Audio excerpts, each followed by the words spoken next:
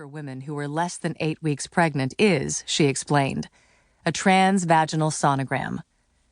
Abruptly, many of the mostly male legislators turned their attention to a fascinating squiggle pattern on the carpet, and for a rare moment, the few female legislators on the floor commanded the debate.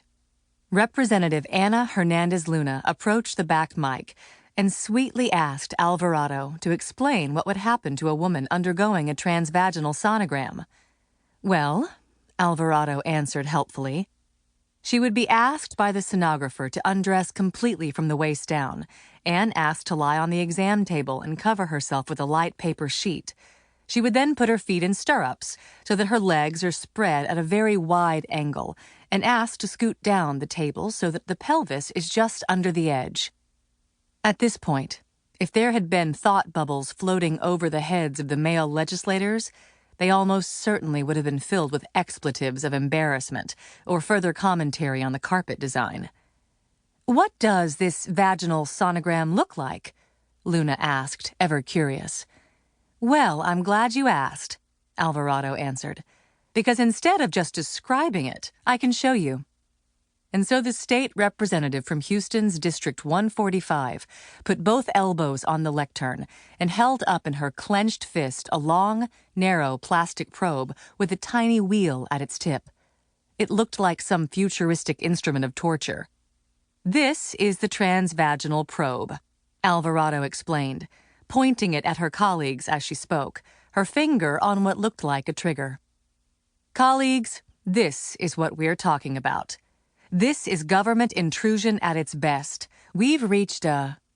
She searched for the word. "Climax in government intrusion." Those who could still focus gaped at Alvarado. No one spoke. The silence seemed to confirm for Alvarado something she had long suspected.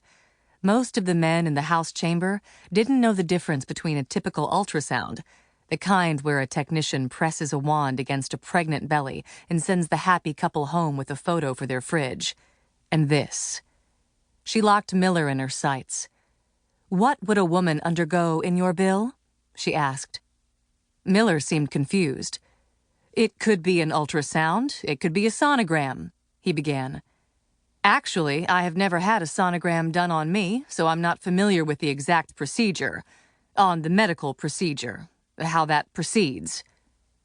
"There are 2 different kinds of sonograms," Alvarado said, trying again to explain. "The abdominal, which most of our colleagues may think of as jelly on the belly, that is not what would be done here.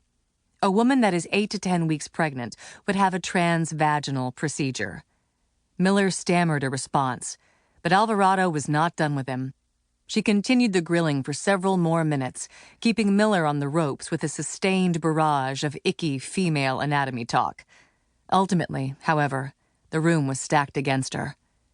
On March 7th, Miller's bill passed 107 to 42.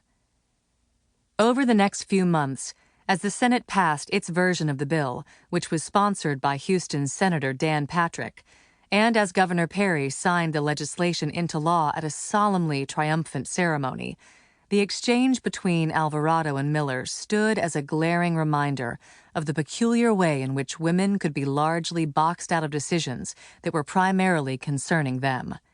A number of female Republican legislators supported the bill, too, but the overwhelming majority of the votes cast in its favor were from men. Of course, women have rarely held the reins of power in Texas, but there has also seldom been a season as combative on the subject of women's health as the one we have experienced in the past 18 months. Miller's bill was only the beginning of what turned out to be the most aggressively anti-abortion and anti-contraception session in history. In the words of one female reporter who covered the legislature, "It was brutal."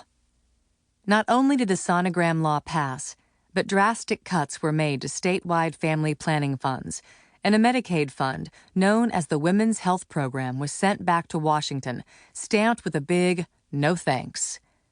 When the dust settled, Texas had turned down a $9 to $1 match of federal dollars, and the health care of 280,000 women had been placed in jeopardy.